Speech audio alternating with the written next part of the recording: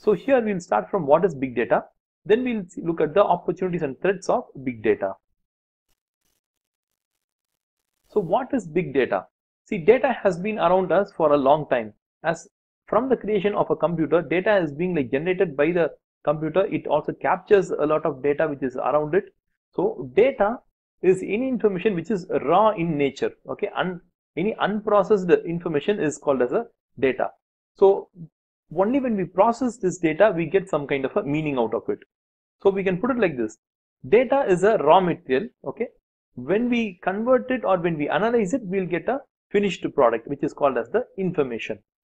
So data is being like referred to as the new oil, okay, new oil.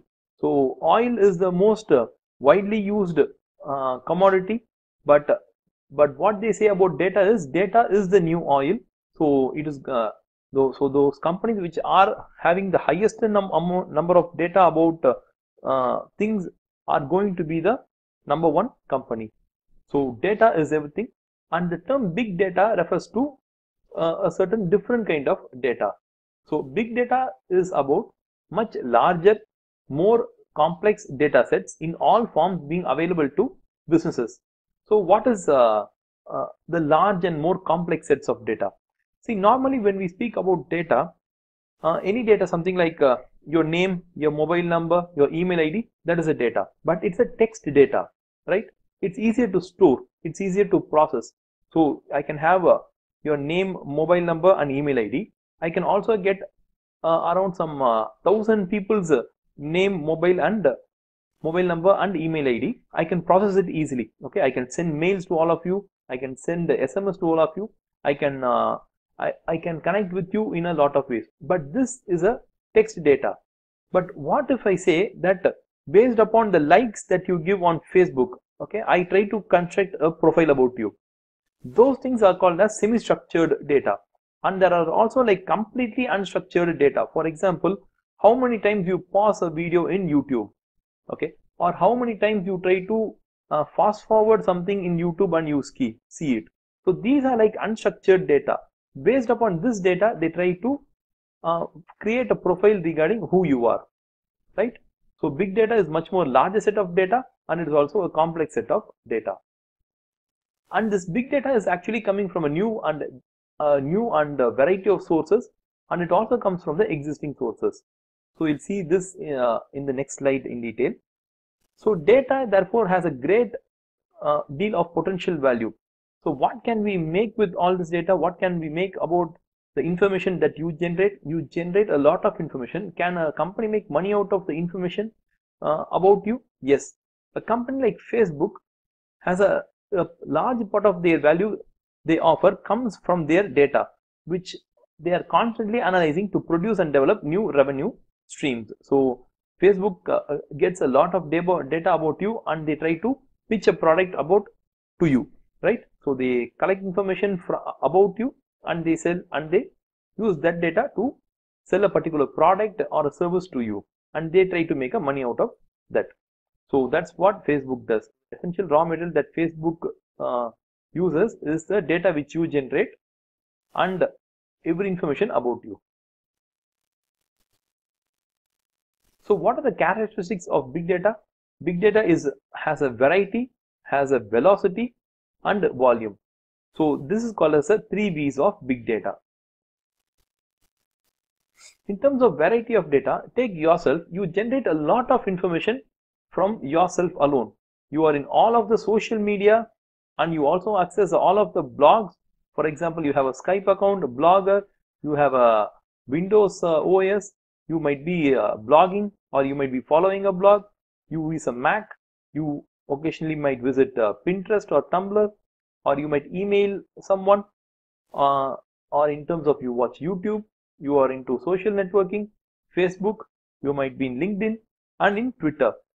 Your interaction with the internet generates a lot of information about you, and every company wants to get that information. The company which you are regularly using, they are the ones who are using your data, and they are trying to make money out of it. So what is variety of data? So these are the sources from which a company can get data. Okay, it's not only that Twitter gets your data. So from Twitter, any company which is like putting an ad on Twitter, they also get a particular set of data from Twitter. Assume that I run a company like Bob Academics and I have advertised in all of these products, okay, and you are trying to use all of these products. As I have advertised in all these products, I can have an idea about what are all the students who are pursuing ACCA or CAMA are doing, where they are using the internet, what is the time of their access, what are they predominantly viewing, what are their other habits. I can study a lot of it because I have paid for the ads in all these sources. So from that source I will get my own source. So I am essentially trying to look at you, what you are doing. Okay, so data is not only generated by your surfing of the internet, but every time you tweet, every time you follow, every time you retweet, every time you post something in Facebook, or every time you like something, or in Instagram they say that every 3 seconds you stop scrolling, that is a data. You stop scrolling, that's a data. So because you like, that's why you have stopped scrolling, so they find it out. So this is a variety of data that is being collected. For example, how long you watch a YouTube, what are you doing Facebook, what are you tweeting, everything is a data point. So the sources of data is like varied. For the velocity, the speed at which the data is being generated today is amazing. So you can go through this by yourself. For every 60 seconds, what happens? The volume of data. Because of the variety of data being created and the velocity at which data is being created, the volume of data created is actually exponentially growing. So these are the three characteristics of big data. If you are a company, what can you do with this big data? Take any company, the data being generated by a company is huge. Okay, so what data they create? They make sales, that is captured. Goods are stored, that is captured. Goods are being transferred from one place to another place, that is captured. Who are buying our goods, when they are buying our goods, okay, somewhere even why they are buying our goods, which source are they buying our goods from, and what time they are buying. So a company also has a lot of data being generated. So they don't need to depend upon Google or Facebook alone. They also have their own huge databases which captures this data. So what are the use of big data here? See, data can be used for three things here: descriptive, predictive, and prescriptive. So descriptive is just we have got the data from several sources and we have put it in one big database. So it helps us to find out what is the past trend, okay, at what time people are buying, what product they are buying, why are they buying, what websites have they visited, okay. So we can observe the trend, we can analyze, and we can classify the data. So these people are buying at this price range, these people are buying at this price range, we can classify the data. So this is called as descriptive. We are just trying to describe the data. Or predictive, based upon the previous database, we can now find out the relationship between two variables. So predictive data helps to test the relationship between independent variables. For example, we can find out why our sales is high. Okay, is it because of the weather? Is it because of the competitors? Is it because of the pricing? Okay, we can try to find out based upon the previous relationship, the relationship between two variables. We can easily find it out. So once we have found out the relationship, then it's called as prescriptive. Okay, so we know the historical trend, we know what variables are like related. Now we can easily estimate or predict what would be the future. For example, if we find there's a pattern of relationship between the sales and the weather, and we can predict tomorrow's weather, then we can also predict tomorrow's sales, right? So that's how prescriptive analysis works. But what are threats from big data? They have several threats. One, protecting all this data is a huge problem. I think in 2014, Sony's network was hacked by Korean hackers. So, and they stole a lot of data from the website. So that can be a problem. Data rights and ownership. So when a company is surveilling all the all its customers, whose data is it? Is it the customer's data or is it the company's data? Who's the owner of it? So it also gives a feeling of surveillance to all the customers. There can be discrimination threat, okay, because the company has a lot of data based upon which they are going to price. Actually, Uber makes it. Uber makes a discrimination between good customers and bad customers. For good customers, the pricing will be different, and for bad customers, pricing will be different.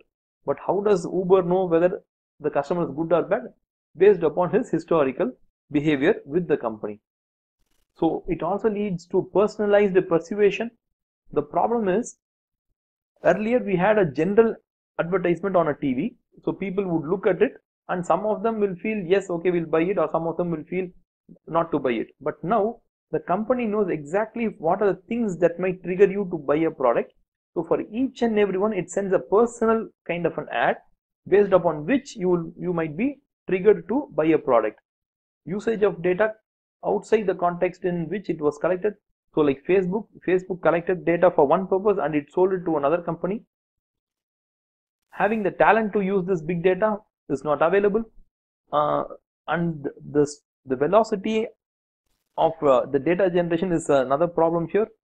Data storing is a problem. The cost of doing all this is another problem, and incompetent analytics. So however data is generated, it follows the principle of GIGO. Garbage in, garbage out. If you do not know why you are doing big data, then it's meaningless. So this is a case about big data.